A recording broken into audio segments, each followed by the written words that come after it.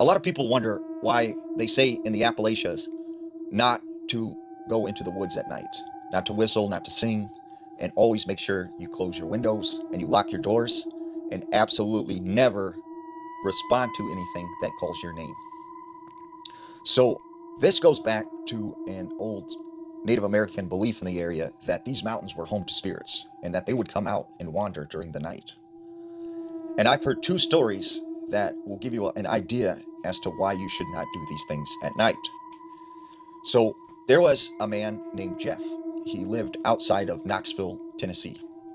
And he was told about this spot up in the mountains where there was some good mushrooms. But no one would go to this area because they were very superstitious. So Jeff thinks, I'm going to go to this area and get a good haul. And, what do I care? There's no such thing as ghost. So he goes out, he parks his car, he goes into the woods, and he's hunting for several hours.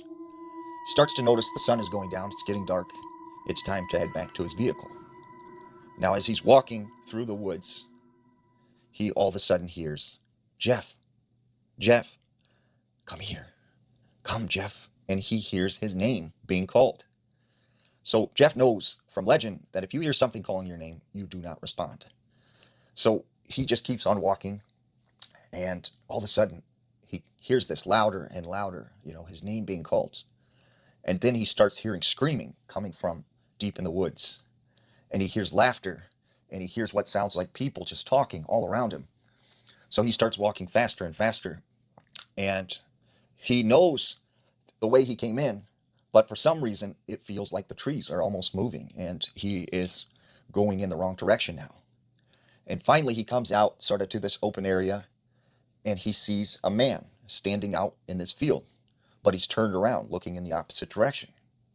So Jeff goes up and approaches this guy and says, "Excuse me, sir, do you know the route back to the highway?"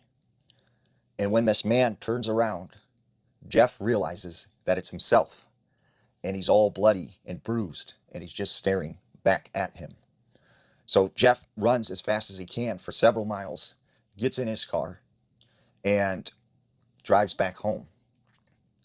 Later that night, he's awoken to hearing voices inside his room calling out to him, "Jeff, come back, come, come."